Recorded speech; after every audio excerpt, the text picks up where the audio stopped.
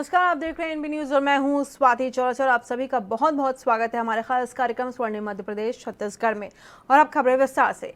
केंद्र के कृषि कानून के खिलाफ कांग्रेस शासित छत्तीसगढ़ की सरकार सुप्रीम कोर्ट जाएगी। प्रदेश के कृषि मंत्री रविंद्र चौबे ने कहा है कि कृषि राज्य सूची का विषय है, केंद्र सरकार इसके लिए कानून नहीं बना सकती। चौबे ने कहा कि केंद्र ने राज्य सूची में शामिल कृषि से संबंधित नया कानून बनाने के लिए अंतर्राज्यीय व्यापार एवं वाणिज्य शब्द का इस्तेमाल किया है, जो समवर्ती सूची का हिस्सा है। साथ ही कहा कि केंद्र सरकार ने पिछले दरवाजे से राज्यों के अधिकार क्षेत्र में दखल दिया है। छत्तीसगढ़ सरकार इसके खिलाफ सुप्रीम कोर्ट में अपील करेगी। अब छत्तीसगढ़ केंद्र के कानून के खिलाफ सुप्रीम कोर्ट में अपील करने वाला पहला राज्य बन सकता है। चौबे ने कहा कि राज्य सरकार इसके अलावा नए कानूनों को अप्रभावी बनाने के लिए प्रदेश में नया कानून भी लाएगी।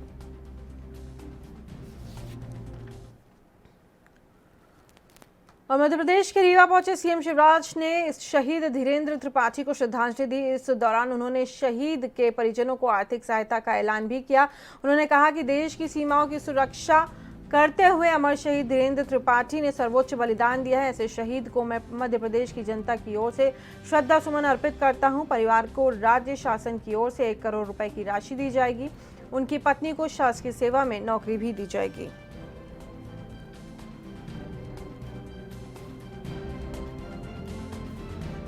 त्रिपाठी जी ने भारत माता की सीमाओं की सुरक्षा करते हुए अपना सर्वोच्च बलिदान दिया है। आतंकवाद से जूझते हुए वो इस दुनिया से चले गए हैं। ऐसे अमर शहीद के चरणों में मैं मध्य प्रदेश की 7.5 करोड़ जनता की ओर से श्रद्धा के सुमन अर्पित करता हूं। एक बेटा है, पत्नी। वहीं मध्य प्रदेश के पूर्व सीएम और कांग्रेस नेता कमलनाथ पर एफआईआर दर्ज हुई है। कमलनाथ के साथ ही 8 अन्य कार्यकर्ताओं के खिलाफ एफआईआर दर्ज की गई है। ये एफआईआर कोरोना मानदंडों के उल्लंघन के लिए दर्ज की गई है। कमलनाथ पर राज्य में सार्वजनिक सभाओं में कोरोना नियम तोड़ने को लेकर के रिपोर्ट दर्ज कराई गई है।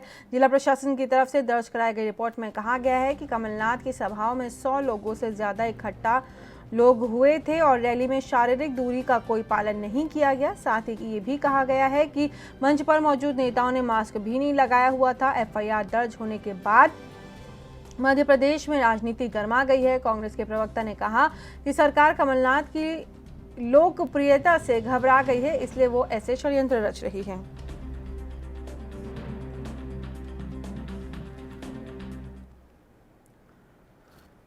वहीं मध्य प्रदेश के गृह मंत्री नरोत्तम मिश्रा ने कहा कि कमलनाथ जी की भूमिका चैतुर्य के समान है, जो सिर्फ चैत के महीने में ही फसल काटने के लिए गांव में नजर आते हैं, उसके बाद नहीं आते। इस तरह कमलनाथ भी सिर्फ चुनाव के समय दिखाई देते हैं, फिर गायब हो जाते हैं। उन्होंने और क्या कुछ कहा, आपको सुनाते हैं।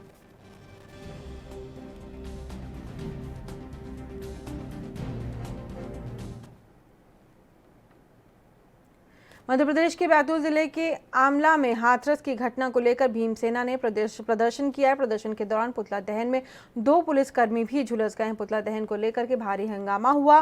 घटना के बाद पुलिस ने 14 लोगों के खिलाफ नामजद मामला दर्ज कर लिया है और 3 लोगों को गिरफ्तार कर लिया है। जानकारी के अनुसार पुतला दहन के लिए पुलिस ने मना किया था। पुलिस ने पुतला छीन लिया, जिससे भीमसेना के कार्यकर्ता आक्रोशित हो गए और पुलिस से पुतला छीनकर पेट्रोल डालकर आग लगा दी, जिससे ये घटना घटी।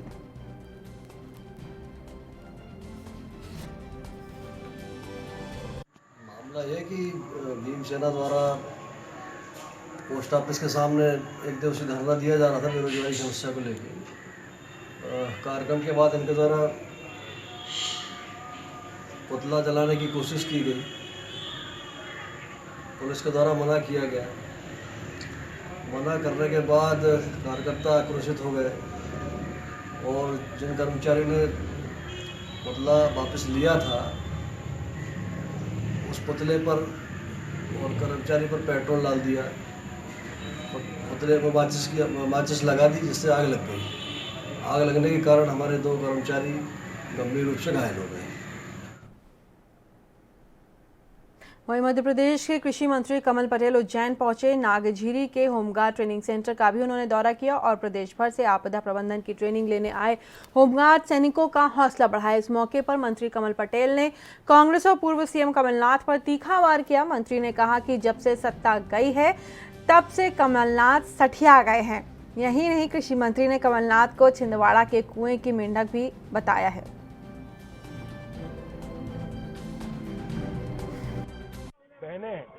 वो पूरे प्रदेश से इकट्ठे होकर और आपदा प्रबंधन का प्रशिक्षण लेने आई हैं, तो उनका हौसला अफजाई करने, उनको शुभकामनाएं देने। और देखिए, अपने और अपने परिवार के लिए तो जीव जंतु पशु पक्षी भी जीते हैं, लेकिन जो समाज और राष्ट्र के लिए जिए उसका जीवन सार्थक होता है। तो अब तो क्या है, सत्ता गई जब से सटिया गया है जीतू पटवारी। और जीतू पटवारी क्या सटिया है, कमलनाथ भी सटिया गया, पूरे कांग्रेस भी सटिया गए। और इसलिए कमलनाथ जी ने 15 महीने में क्या किया बताना चाहता हूँ। मध्य प्रदेश के कमलनाथ जी मुख्यमंत्री कभी नहीं है। वो सिर्फ छिंदवाड़ा के कुएं की मेंढक है, उनको छिंदवाड़ा के अलावा कुछ नहीं दिखता था। और इसलिए बैंड बजाने का कॉलेज कहाँ खोला उन्होंने, छिंदवाड़ा में ट्रेनिंग, ढोर चराने की ट्रेनिंग छिंदवाड़ा में। और इसलिए मैं कमलनाथ जी से भी कह रहा हूँ, पूरे कांग्रेसियों से, जीतू पटवारी से भी कह रहा हूँ कि पूरे कांग्रेसी इकट्ठे हो। अब तुम बेरोजगार हो गए, तुमको रोजगार। मध्य प्रदेश के अनूपपुर दौरे पर गए पूर्व मुख्यमंत्री कमलनाथ के काफिले को बीजेपी युवा मोर्चा के कार्यकर्ताओं ने काले झंडे दिखाए और सड़क पर उनकी कार को रोका। और उनकी बता दें कि कार को रोकने की लगातार कोशिश की गई। इस पर पूर्व सीएम की सुरक्षा में लगे गार्डों ने उन्हें रोक दिया, लेकिन उनमें से भी भाजयुमो कार्यकर्ता भिड़ गए। आपको बता दें कि ये भिड़ंत तो हो गई कार्यकर्ताओं और कमलनाथ के गार्ड्स के बीच, और वहां पर मुर्दाबाद के नारे भी लगाते हुए धक्का मुक्की कार्यकर्ताओं ने की। इसके बाद पीछे से काफिले पर पथराव भी किया गया। कांग्रेस ने इस पर सख्त आपत्ति जताई है। उन्होंने कहा है कि बीजेपी कार्यकर्ताओं ने काफिले पर पथराव किया है। इसे लेकर पूर्व मंत्री जीतू पटवारी और पीसी शर्मा भोपाल में प्रेस कॉन्फ्रेंस करेंगे।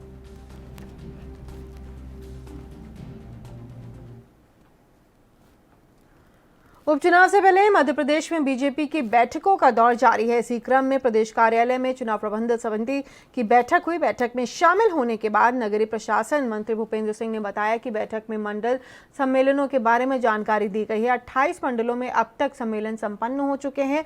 साथ ही बताया कि आने वाले उपचुनाव को लेकर के संगठन हर विधानसभा क्षेत्र का संकल्प पत्र बनाएगा। आपको बता दें कि कांग्रेस पहले ही उपचुनाव को लेकर के वचन पत्र जारी कर चुकी है। ये वचन पत्र 28 सीटों को लेकर जारी किया गया है। वचन पत्र एक एक विधानसभा सीट के लिए अलग अलग तैयार किया गया है।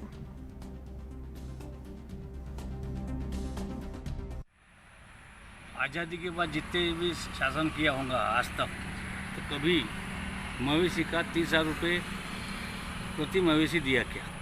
मेरा एक क्वेश्चन है उनसे। बछड़ा 12,000 रुपये दिया क्या? और मेरे यहाँ सौसर में करीब 2 करोड़ 20 लाख रुपए मवेशी के किसानों के खाते में चले गए। उसके बावजूद हमारे प्रशासन द्वारा, कलेक्टर द्वारा, एसडीएम द्वारा, तहसीलदार द्वारा अच्छा सर्वे किया। मध्य प्रदेश में कांग्रेस से भांडेर विधानसभा प्रत्याशी फूल सिंह बरैया ने विवादित बयान पर लगातार प्रतिक्रिया देखने को मिल रही है। राजधानी भोपाल में स्पार्क्स पार्टी के कार्यकर्ताओं ने प्रदेश कांग्रेस कार्यालय के पास फल सिंह बरैया के विरोध में जमकर नारेबाजी की और कांग्रेस नेता बरैया का पुतला भी फूका।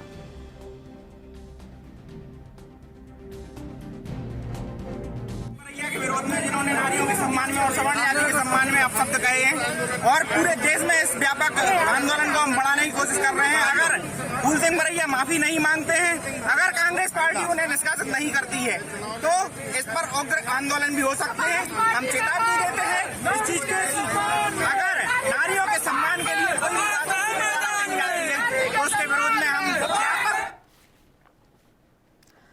बीजेपी सांसद चुनीलाल साहू छत्तीसगढ़ की गरियाबंद दौरे पर रहे। इस दौरान उन्होंने कृषि संशोधन कानून को अफसर राज खत्म करने की दिशा में केंद्र का महत्वपूर्ण कदम बताया। इस दौरान कांग्रेस पर हमला बोलते हुए उन्होंने कहा कि कांग्रेस पार्टी की तरफ से पहले इन कानूनों का समर्थन किया जा रहा था, लेकिन अब इस पर राजनीति की जा रही। इस मौके पर बीजेपी जिलाध्यक्ष राजेश साहू सहित कई बीजेपी कार्यकर्ता मौजूद रहे। कार्यकाल में उन्होंने कहा कि हम किसानों की आय दोगुना करेंगे। उस किसानों की आय को दोगुना करने के लिए ऐतिहासिक बिल कृषि सुधार के लिए लाया गया है। कांग्रेस ने जिस प्रकार से किसानों को दिग्भ्रमित करने का प्रयास किया, एमएसपी समाप्त होगा, एमएसपी कहीं भी समाप्त होने वाली नहीं है, जारी है और जारी रहेगी। इस बात को कृषि मंत्री जी ने सदन में कह चुके हैं। कहीं भी कांग्रेस कह रही है कि कॉन्ट्रैक्ट फार्मिंग में किसान का मालिकाना हक नहीं रहेगा, उस करार में कहीं भी भूमि का उल्लेख नहीं होगा, केवल किसान के उपज का उल्लेख होगा। इस प्रकार से किसान जो है सुरक्षित हैं और किसान। शहडोल के ब्योहारी विधानसभा क्षेत्र के बीजेपी विधायक शरद कोल एक बार फिर अपनी सरकार को आड़े हाथों लेते हुए सुर्खियों में आ गए हैं। दरअसल अपने विधानसभा क्षेत्र के 52 गांव में ट्रांसफर नहीं लगने के कारण शहडोल कलेक्टर कार्यालय के चक्कर लगा करके थक गए हैं। वहीं शरद कोल ने फिर शहडोल कलेक्टर से मुलाकात कर ट्रांसफार्मर लगाने की गुहार लगाई है और 1 महीने का अल्टीमेटम भी दिया है। अगर 1 महीने के भीतर उनकी समस्याओं का हल नहीं निकाला गया तो वो आंदोलन करेंगे। साथ ही उन्होंने काम नहीं कर रहे कुर्सी तोड़ रहे अधिकारियों से मुख्यमंत्री से शिकायत करने की बात कही है।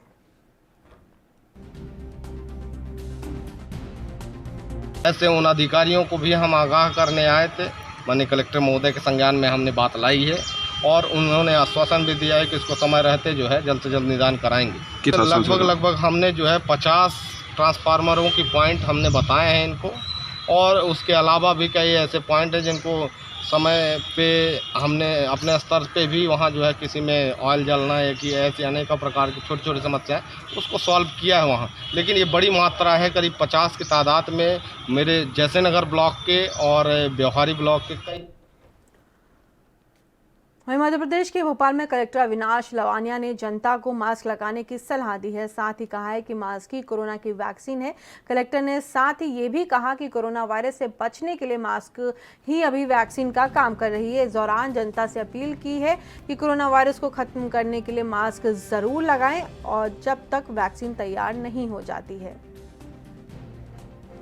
It's a day to day activity. ये बहुत ही आवश्यक है कि यद्यपि काफ़ी लोग इसका पालन कर भी रहे हैं, लेकिन उसके बावजूद निरंतर लोगों को समझाते रहना बहुत आवश्यक है कि अभी भी हमको मास्क लगाना है, सोशल डिस्टेंसिंग के नियमों का पालन करना है और ये सुनिश्चित करना है कि हम संक्रमण को तेज़ी से फैलने से रोक सकें।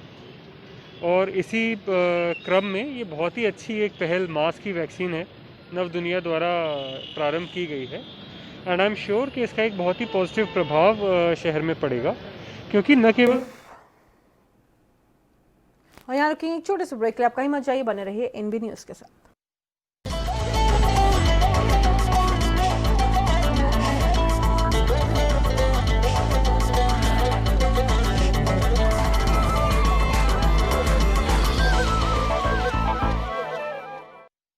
क्या आप दुबले पतले कमजोर हैं? आपकी सेहत नहीं बनती, भूख कम लगती है, वजन नहीं बढ़ता? दरअसल मेन बात खाना पीना खाना नहीं है, मेन बात है खाया पिया लगना। और अगर खाया पिया लगेगा ही नहीं तो सेहत बनेगी कैसे?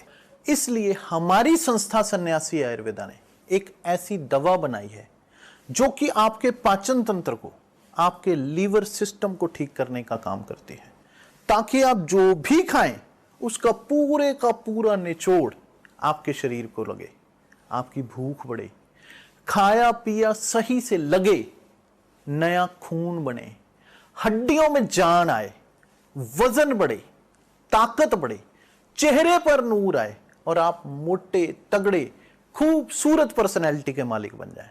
यह दवा पूरी तरह से आयुर्वेदिक होती है। इसका शरीर पर कोई भी साइड इफेक्ट, कोई भी नुकसान या दुष्प्रभाव नहीं होता। लड़के लड़कियां दोनों इसका इस्तेमाल कर सकते हैं और पहले 15 दिन के अंदर ही आपको इसका असर महसूस हो जाएगा। सिर्फ 650 रुपए की पूरे 1 महीने की दवा होती है और आप इसे घर बैठे 01145454545 पर फोन करके दवा मंगवा सकते हैं।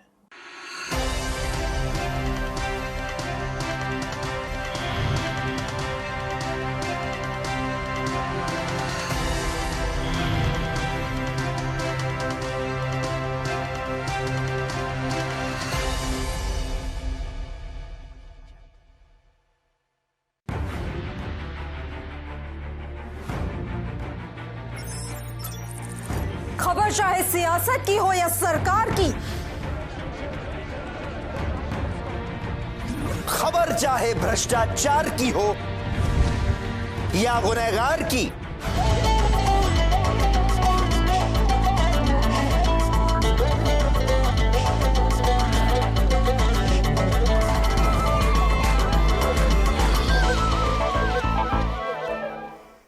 और इस वक्त की बड़ी खबर आपको बता देते हैं कि पंजाब में 15 अक्टूबर से स्कूल खुलने जा रहे हैं। 9वीं से 10वीं क्लास तक के बच्चों के स्कूल खुलेंगे। सिर्फ 3 घंटे के लिए स्कूल को खोला जाएगा। 2 शिफ्टों में होंगी क्लासेस, ये आपको हम बता रहे हैं। मास्क, सैनिटाइजर ज़रूरी होगा। बच्चों को सैनिटाइज किया, उनके हाथों को सैनिटाइज किया जाएगा और मास्क लगाने अनिवार्य होगा। एक क्लास में सिर्फ 20 स्टूडेंट्स को बैठने की अनुमति दी जाएगी। इन सभी रूल्स और रेगुलेशंस के साथ 15 अक्टूबर से स्कूल्स खुल रहे हैं। 9th से लेके 12th तक, यानी कि 9वीं कक्षा से लेके 12वीं कक्षा तक के छात्रों के लिए ये क्लासेस होंगी और अभी उससे कम उम्र के बच्चों के लिए क्लासेस स्टार्ट नहीं होंगी। एक SOP जारी किया गया है, उसके तहत जो नियम है कोरोना प्रोटोकॉल को फॉलो किया जाएगा। और आपको बता दें 15 अक्टूबर से स्कूल्स खुल रहे हैं। 9th से लेके 12th क्लास के बच्चों को क्लासेस दी जाएंगी। और इसी खबर पर ज़्यादा जानकारी के लिए हमारे साथ विनीत कपूर, हमारे संवाददाता, जुड़ रहे। विनीत, अब इतने लंबे अंतराल के बाद स्कूल्स खुल रहे हैं। बिल्कुल, देखिए सीधे तौर पर अगर बात करें तो केंद्र की तरफ से जिस तरह से अनलॉकडाउन 5 की जो गाइडलाइंस है वो जारी हो चुकी हैं और कल से अगर पंजाब की बात करें या हरियाणा की बात करें या अन्य राज्यों की बात करें तो वहां पर स्कूल जो हैं वो खुलने शुरू हो जाएंगे। फिलहाल अगर हम हरियाणा की बात करें तो हरियाणा फैसला लेता हुआ नजर आ रहा है कि 6ठी कक्षा से लेकर जो ऊपर की कक्षाएं हैं उनके स्कूल फिलहाल खोले जाएंगे। बच्चे जो है वो स्कूल में बुलाए जाएंगे। पंजाब की बात करें तो इसी तरह का विचार पंजाब भी करता हुआ नजर आ रहा है। लेकिन कल क्या माता पिता जो है रजामंद हो पाएंगे बच्चों को स्कूल भेजने को, ये देखने वाली बात रहेगी। क्योंकि हर तरह की जो हिदायतें हैं वो सरकार की तरफ से, शिक्षा विभाग की तरफ से स्कूलों को जारी कर दी गई हैं कि स्कूल के अंदर सोशल डिस्टेंसिंग का पालन करना होगा। बच्चे अपने साथ पानी लेकर आएंगे। इसके अलावा ये भी कहा गया है कि जो बच्चा जिस सीट पर एक दिन बैठेगा आने वाले दिनों में भी उस सीट पर बैठता हुआ नजर आएगा। बच्चों के लिए मास्क पहनना एक सवाल आपसे जो पूछना चाहूंगी, बेहद स्पष्ट कर दीजिए कि किस कक्षा से लेकर किस कक्षा तक छात्रों को स्कूल जाना है, उनके लिए क्लासेस शुरू हो गए हैं? देखिए फिलहाल अगर बात करें तो बड़ी कक्षा के जो बच्चे हैं केवल उन्हीं को अनुमति मिलेगी। जिस तरह से पहले फरमान जारी हुआ था कि 9वीं कक्षा से लेकर जो 12वीं कक्षा तक के बच्चे हैं वो स्कूल जा सकते हैं। लेकिन फिलहाल हरियाणा सरकार जो है वो विचार कर रही है कि 6ठी कक्षा से लेकर 10वीं कक्षा तक के बच्चों को भी स्कूल में बुलाया जा सके, इसकी व्यवस्थाएं भी की जा रही हैं। लेकिन फिलहाल 9वीं कक्षा से 12वीं कक्षा तक के जो बच्चे हैं वो स्कूल आ सकते हैं, वो कहीं ना कहीं शिक्षा ग्रहण कर सकते हैं। और अगर हम बात करें तो आने वाले दिनों में 6ठी कक्षा से लेकर 10वीं कक्षा के बच्चों को भी पूरी की पूरी जो एहतियात है उसके साथ स्कूलों में बुलाया जा सकता है। और ये भी कहा जा रहा है कि प्रॉपर क्लासेस जो हैं वो नवंबर माह से शुरू होती हुई नजर आएंगी। ठीक है विनीत, ठीक है। इन सभी जानकारी के लिए विनीत कपूर आपका बहुत बहुत धन्यवाद। हमारे संवाददाता विनीत कपूर हमारे साथ जुड़े हुए थे ज्यादा जानकारी देते हुए। फिलहाल 9वीं कक्षा से लेकर 12वीं कक्षा तक क्लासेस स्टार्ट की जाएंगी क्योंकि बोर्ड्स के एग्जामिनेशंस होते हैं, उसके मद्देनजर क्लासेस स्टार्ट की जा रही हैं। लेकिन वहीं सरकार का जो आगे का प्लान है वो ये कि 6ठी कक्षा के बाद से सभी बच्चों को स्कूल बुलाया जाए। रुक करेंगे अगली खबर का। मध्य प्रदेश के विदिशा में किसान आक्रोश महारैली की शुरुआत की गई है जिसमें हजारों की संख्या में सौंसर विधानसभा के बाढ़ प्रभावित किसान रैली में शामिल हुए। इस सभा को सौंसर विधायक विजय चौरे, जिला कांग्रेस कमेटी के अध्यक्ष गंगा प्रसाद तिवारी समेत कई लोगों ने संबोधित किया।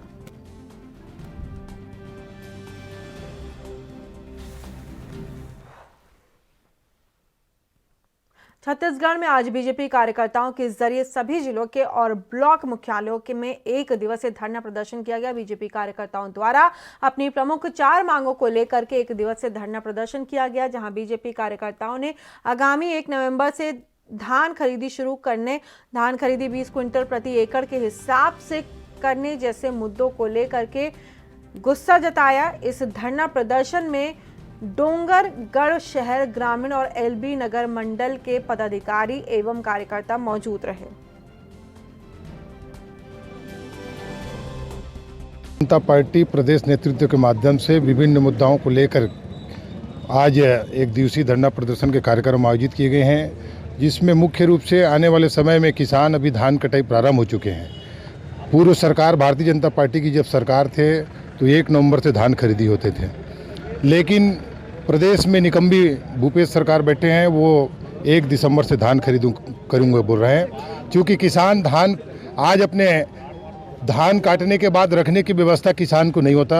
हम इस धरना प्रदर्शन के माध्यम से प्रदेश सरकार को चेताना चाहते हैं कि धान खरीदी हर वहीं मध्य प्रदेश में मंडी मॉडल एक्ट के विरोध में 25 सितंबर से अधिकारी और कर्मचारियों की हड़ताल चल रही थी, जो कि आश्वासन के बाद समाप्त हो चुकी है। संयुक्त संघर्ष मोर्चा एमपी मंडी बोर्ड के कार्यकर्ता सीएम और कृषि मंत्री से मिले।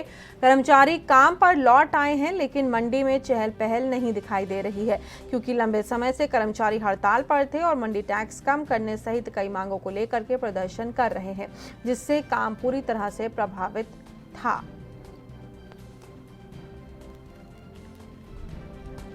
भारत सरकार ने 5 अगस्त को जो आदेश दिया था कि अनाज की मंडी के बाहर हर प्रकार का कैसे उपज बिकेगी, उस संबंध में मध्य प्रदेश में 13 दिन से हड़ताल चल रही है।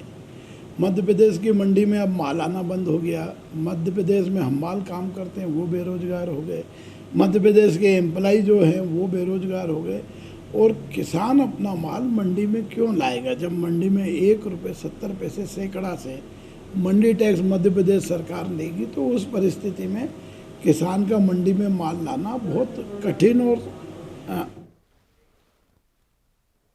वहीं छत्तीसगढ़ के कोरबा में नवनियुक्त 11 एल्डरमैनों का शपथ समारोह जिला पंचायत के सभा कक्ष में आयोजित किया गया।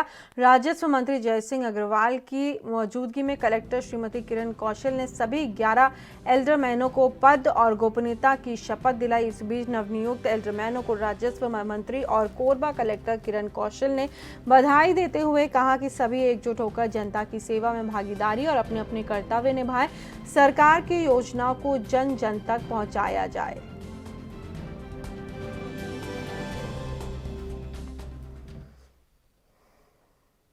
लोक निर्माण विभाग ने छत्तीसगढ़ के कोटा से बेलगहना तक करोड़ों रुपए की लागत से सड़क निर्माण का कार्य कराया है। सड़क निर्माण में ठेकेदार की तरफ से शुरू से ही लापरवाही बरती गई थी, जिसमें अब भ्रष्टाचार की परत खुलनी शुरू हो गई है। लोक निर्माण विभाग के ऑफिस के पीछे ही 5 मीटर के अंतराल में 5 से 6 स्थानों पर बीचों बीच गड्ढे हो गए हैं। लोगों ने इसकी शिकायत विभाग के अधिकारियों से की है। पीडब्ल्यूडी के एसडीओ इंजीनियर अपने कार्यालय तो पहुंच रहे हैं, लेकिन शिकायत के बाद भी मौके पर जाकर जायजा लेना मुनासिब नहीं समझ रहे हैं। अधिकारियों की कार्यशैली से साफ जाहिर होता है कि ठेकेदार उनकी मिलीभगत से ही गुणवत्ताहीन डमरीकरण सड़क का निर्माण किया गया है और विभाग के अधिकारी भी अनदेखा उसे कर रहे हैं। के कार्यकाल में ठेका पास हुआ था। कोटा से लेकर बेलगहना में 5 किलोमीटर का जो मार्ग बनना था, ये उसी समय बहुत धांधली से बना था। पूरे डामर के जगह काला आइल डाल के बना था और साल भर के अंदर वो रोड नहीं टिका, टूट गया। और इसकी जानकारी हमारे विधायक को भी था। सब विधायक के साँठ-गाँठ में ये रोड मतलब गुणवत्ता विहीन बना था। और इंजीनियर जो यहाँ का है, क्या इसका आँख अंधा है क्या? ये उस समय अपने इंजीनियरिंग का अब लगता है फ़ायदा नहीं उठाया, न ढंग से ध्यान दिया कि आज हालत ख़राब है पूरा रोड। और शर्म की बात ये है कि वहीं मध्य प्रदेश के रीवा की जनपद पंचायत रायपुर करचुलियान अंतर्गत ग्राम पंचायत उखठा कंचनपुर में सड़क न होने के कारण ग्रामीणों को परेशानी का सामना करना पड़ रहा है। वहीं सड़क को लेकर ग्रामीणों के द्वारा कई बार आंदोलन भी किया गया, लेकिन उनकी मांग पूरी नहीं हो सकी, जिसके कारण युवा एकता परिषद ने ग्रामीणों की समस्याओं को लेकर कलेक्टर कार्यालय रीवा का घेराव किया और सड़क निर्माण कराने को लेकर के ज्ञापन भी सौंपा। सड़क के निर्माण के लिए हम सब ग्रामवासी आज और युवा एकता परिषद के बैनर तले आज एकत्रित हुए हैं। क्या चाहते हैं आप? जल्द से जल्द सड़क निर्माण कार्य प्रारंभ हो एवं आम जन को जो दिक्कतों का सामना करना पड़ रहा है सड़क की वजह से, वो दिक्कतें ना हो, यही मांग करने हम सब यहाँ एकत्रित हुए हैं। और इस बुलेटिन में फिलहाल इतना ही। देश दुनिया की तमाम खबरों के लिए बने रहिए एएनबी न्यूज़ के साथ।